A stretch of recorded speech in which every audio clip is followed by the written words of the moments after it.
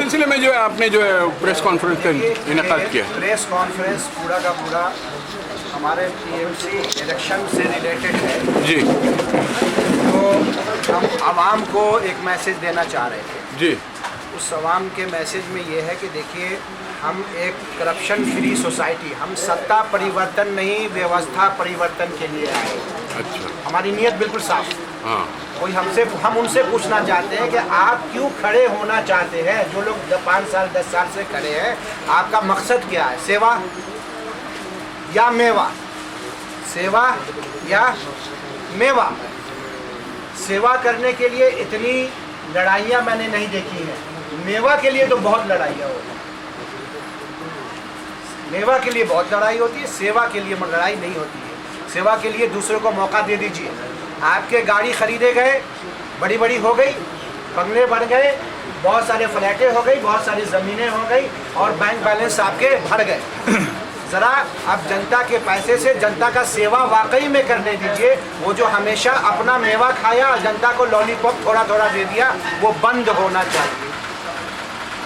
जनता को टीएमसी बहुत, जो हमारे कॉरपोरेटर होते हैं, उनकी सैलरी सही मानों में बहुत कम होती है, 15-16 हज़ार के आसपास ही है। इतने कम पैसे में कौन चलाएगा? आपका आज 700, 600, 700 रुपया दिहाड़ी लेता है मजदूर। इसका मतलब 30 दिन का 18,000 हो गया, है ना? तो उससे भी कम है।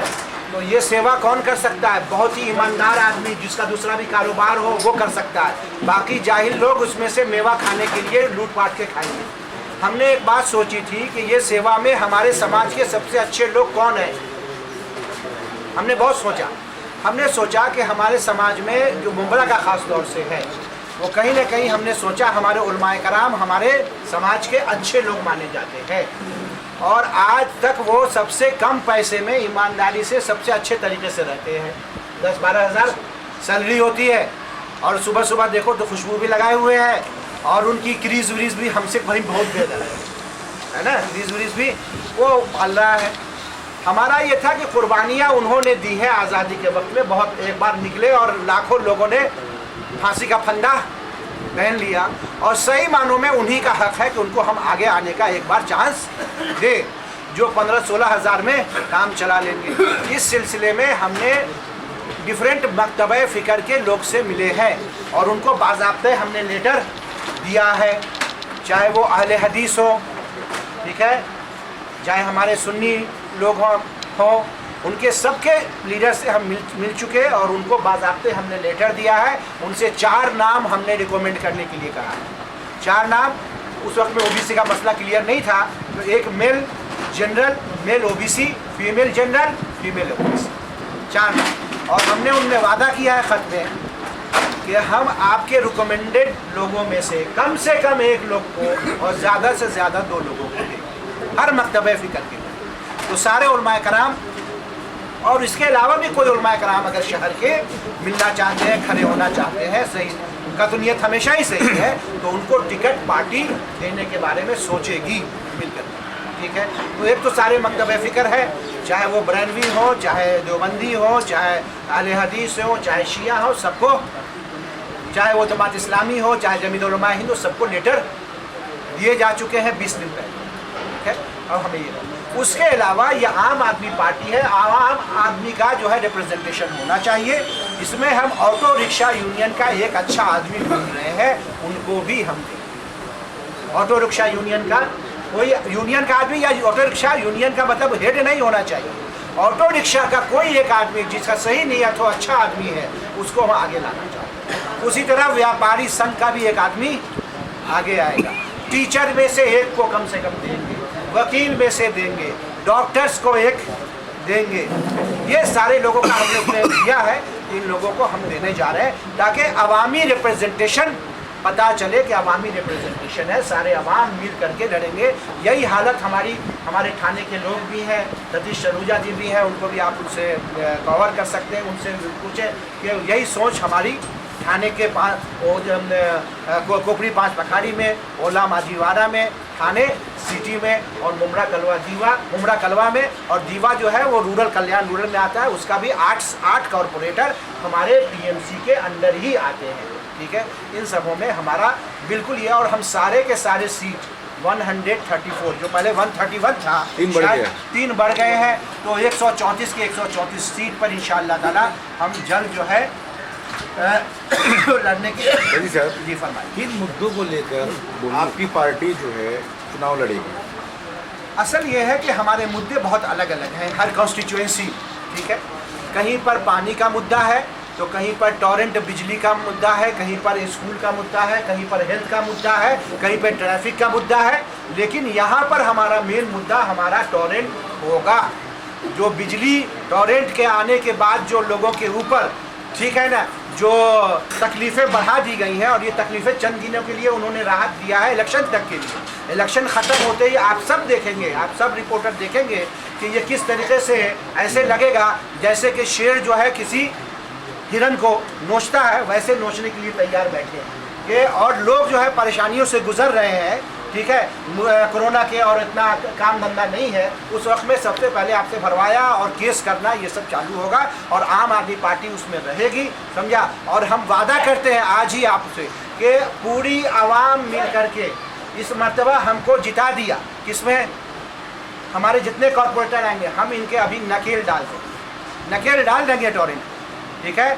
और 2025 में आवाम लिख ले कि पूरे महाराष्ट्र में टॉरेंट क्या है। इनका 120 साल के लिए आए थे ना, 2025 के शुरू में चले जाएंगे। क्यों? बड़ी बड़ी स्टेट में सबको बिजली या तो मुफ्त करना पड़ा, या आम आदमी पार्टी आ गई, 300 यूनिट मुफ्त हुआ। और यहाँ पर भी वही होने वाला है। 2024 में इलेक्शन होगा और 2025 में हमारा वो होगा, और हम इनको भगाने में हम कामयाब नहीं होंगे, आवाम कामयाब होगी। अगर आवाम चुन के लाती है, हम इनको भगाने में 100% इनको भगा देंगे यहाँ से। और ये मुद्दा सिर्फ MSCDCL में भी सारे के सारे 200 या 300 उसमें पार्टी का जो स्टैंड होगा वो उतना यूनिट इंशाल्लाह यहाँ पर पूरे महाराष्ट्र में भी फ्री मिलेगा। ठाणे उसी के अंदर में आता है। और कॉर्पोरेशन से रिलेटेड मुद्दा तो नहीं है। देखिए, हमने बताया कि हर कॉन्स्टिट्यूएंसी का, जो हमने 4 कॉन्स्टिट्यूएंसी गिनाई, एक हमने कॉन्स्टिट्यूएंसी गिनाई ओला माजीवाड़ा, 5 पखाड़ी, ठाणे सिटी।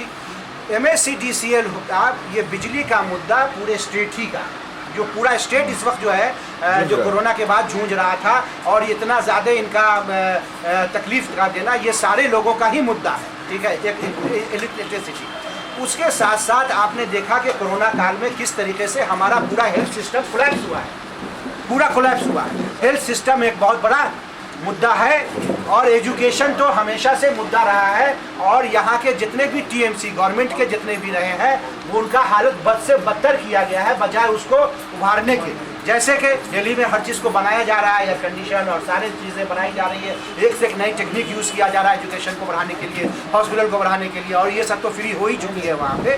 तो वैसे ही धीरे धीरे हम महाराष्ट्र के अंदर भी छा जाना चाहते हैं। डॉक्टर साहब, हाँ, मुंब्रा तो मसाइल की फैक्ट्री है, और यहाँ पर जो भी मसाइल ख़त्म करने के लिए आता है वो मसला बन जाता है। आप पार्टी किस तरह से मसला समस्या निवारण करेंगे? दूसरी चीज़, आप पार्टी जो है दिल्ली में खुल चुकी है कि मुसलमानों के वोट लेने के बाद मुसलमानों के हित में कितना काम कर चुकी है? देखिए, मुसलमानों, हम ये जानते हैं, आप अल्पसंख्यकों के दरमियान है, इसलिए ये सवाल कर रहा हूँ। असल है कि देखिए, जहाँ तक मुसलमानों के हित में अगर काम करने की बात हो, तो सबसे पहले मुसलमानों की जितनी भी प्रॉपर्टीज़ थी, जो पहले 1 रुपया 2 रुपया सीलिंग पे 100 साल के लिए ले लिया आपने, लीज पे ले लिया, वो ख़त्म किया, और मार्केट वैल्यू पर उसको लाए।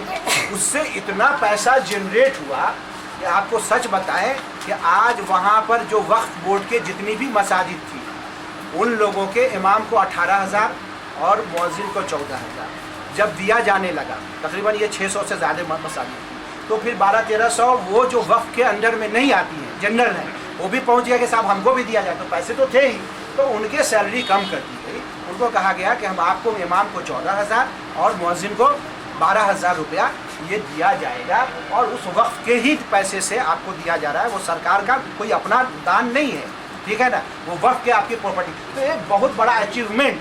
लेकिन हम जहाँ तक समझते हैं, उससे बड़ा अचीवमेंट सिर्फ मस्जिद को देने से नहीं होगा।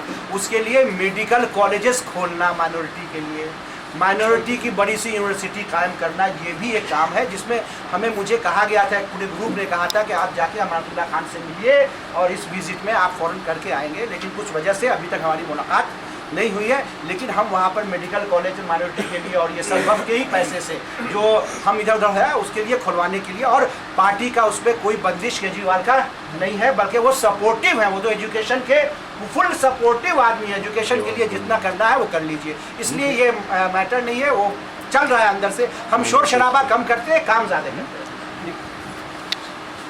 तो ये जो उलमा की और डॉक्टर्स की प्रोफेशनल्स की जो आपने बोली है, कब तक की डेडलाइन है उनकी एप्लीकेशन? देखिए, उलमा के लिए हमने दिया था कि 15 तारीख तक आप हमको दे दीजिए, वो 15 दिन हमारा डेडलाइन ख़त्म हो चुका है।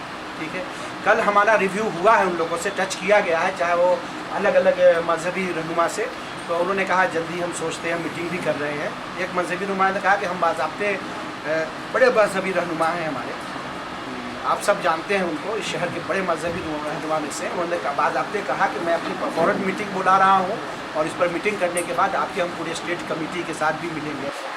उलमा के कितने एप्लीकेशन अब तक आए? देखिए, एप्लीकेशन नहीं आएंगे, 4 नाम दिए गए हैं, उसी वो उसमें लिख करके वो देंगे, उनमें से हम 4 में से मिनिमम 1 को और मैक्सिमम किसी भी मकतबे फ़िक्र के, सारे उलमा में से नहीं, किसी एक मकतबे फ़िक्र का लेंगे तो कम से कम 1 और ज़्यादा से ज़्यादा 2 दे सकते हैं। तो इसलिए हमने सारे मकतबे फिर किया, आने तो दीजिए नाम। अगर जब नाम ही नहीं आएगा वो ओपन होगा कि और दूसरे उलमा आए, क्योंकि बहुत सारे उलमा हिचकिचाते हैं क्योंकि उनको परेशान किया जाता है ट्रस्टीज़ की तरफ से। ठीक है, और आप जानते हैं कि इस जो ये सियासत है यहाँ की, ख़ास तौर से वो इस किस्म की सियासत है कि लोगों को सताना, परेशान करना, ट्रस्टी के ज़रिए इमाम को निकलवाया जाएगा। ठीक है, तो ये सब चीज़ें हमें भी समझनी है और उनके ऊपर भी ये सब चीज़ें ना आए, तो उन सब बोलिए। डॉक्टर साहब, टीएमसी का इलेक्शन लड़ने जा रहे हैं आपकी पार्टी, टीएमसी के कौन कौन से मसाइल है यहाँ मुमरा में जो माइनॉरिटीज़ की अक्सरियत है, और उनके मसाइल आप जानते हैं। सबसे बड़ा मसला ये है कि जिस घर के वो मालिक होते हैं, कुछ दिनों बाद वो घर से जो है बेघर कर दिए जाते हैं और सारा सरमाया और इमलाक जो है मलबे की ढेर में तब्दील हो जाता है और उनका कोई पुरसाना हल नहीं होता। उसके मुतालिक आप क्या बोलेंगे?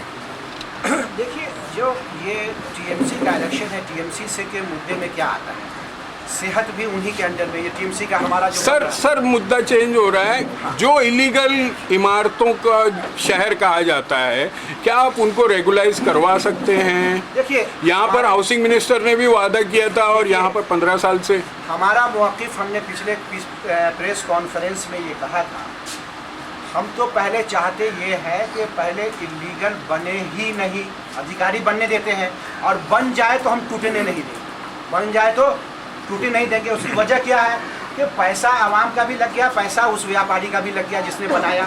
तो पहले तो हम चाहेंगे, अच्छा मज़े में कौन रहता है, नुकसान किसका होता है?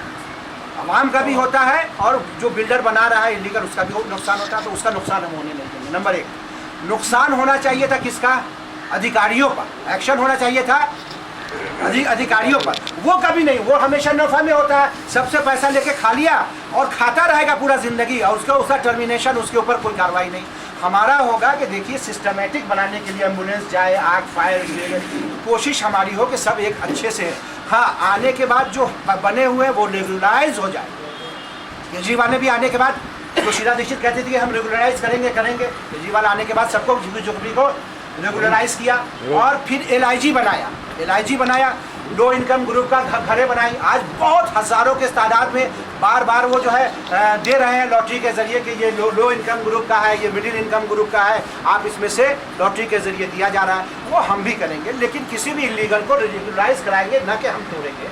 बिल्कुल साफ़ सुथरी हमारी बात है। इसका मतलब मखदूश और इंतहाई मखदूश, धोखादायक और अति धोखादायक इमारतों को रेगुलाइज करवा सकते हैं आप? करवा भी सकते हैं, लेकिन ये मतलब नहीं है कि हर चीज़ ऑडिट हो, और उनको ऐसा नहीं कि फिर गिर जाए लकी कंपाउंड जैसा, कोई हादसा हो जाए, लोगों की जानें चली जाए। वो तो एक सिस्टम में चलता रहेगा, वो चाहे टीएमसी की बिल्डिंग क्यों ना हो, वो तो इलीगल तो छोड़ दीजिए, टीएमसी की बिल्डिंग का भी तो होना चाहिए। टीएमसी की बिल्डिंग बहुत पुरानी बनी हुई है और मानो वो गिरने वाला था, क्या उसका ऑडिट नहीं होना चाहिए? उसका भी होना चाहिए। लीगल का हो रहा तो उसका भी होना चाहिए, और उसका भी हम भाई सबके जान माल के हिफाजत करना हमारी जिम्मेदारी है, तो उसमें हम करेंगे इंशाल्लाह। मजमूई तौर पर क्या कहना चाहेंगे आवाम को? देखिए, आवाम से बस एक ही दरख्वास्त है कि आवाम ऊपर वाले के बाद सबसे बड़ी ताकत आवाम है इस वोट के मामले में। एक अच्छी सियासत वाली आप देख चुके हैं कि चाहे बिजली हो, पानी हो, एजुकेशन हो, सेहत हो, और दूसरे जितने भी पीडीएस का सिस्टम जो आपका राशन होता है, चाहे आपके सर्टिफिकेट होते हैं, दिल्ली में कितने में लोग आसान में, एक आदमी ने कहा कोई गरीब होना है तो दिल्ली में गरीब हो ताकि सारी फैसिलिटी का मज़ा उठा ले। आप लोग सब मिल करके ऐसे करप्ट सिस्टम को ख़त्म करने के लिए जल्द से जल्द जो है आप आम आदमी पार्टी को ले आइए। आम आदमी पार्टी पूरे थाने में खड़ी होने जा रही है। आप लोग बिल्कुल आंख बंद करके ये मत सोचिए कि किसको, बस झाड़ू झाड़ू एंड झाड़ू ढूंढिए लिस्ट में, ऊपर हो या नीचे हो, कहाँ पर झाड़ू दिख रहा है, जहाँ झाड़ू दिख रहा है। आदमी मत देखिएगा, आदमी मत देखिए, कैंडिडेट मत देखिए, सब हमारे चुन के आएंगे इंशाल्लाह ताला, सब अच्छे होंगे। आपको सिर्फ झाड़ू ढूंढना है, पूरे लिस्ट में झाड़ू का जहाँ झाड़ू है वहीं पर मार दीजिए, बस यही हमारे उनसे। हमारे 2 ऐलान हैं। हमारे इस वक्त जो है शहर के मुमरा, कलवा, दीवा के अध्यक्ष यानी वर्किंग प्रेसिडेंट, जैसे वर्किंग प्रेसिडेंट हमारे बगदादी साहब हैं, आज से हमारे वर्किंग प्रेसिडेंट बगदादी साहब हैं नंबर 1, और दूसरे युवा प्रेसिडेंट हमारे अब्दुल अजीम साहब हैं। ये 2 नाम हम आपको बता दे रहे हैं और शाम तक हम इनका आपको रिटर्न में वो उनका दस्तखत के साथ आपको लेटर भी भेज देंगे इंशाअल्लाह ताला। ठीक है, ये 2 नाम हम आप प्रेस वालों को बता दें। बुल्ली बॉय पे कोई प्रोटेस्ट क्यों नहीं हुआ? जो किसके? बुल्ली बॉय वेबसाइट है किसका? बुल्ली भाई।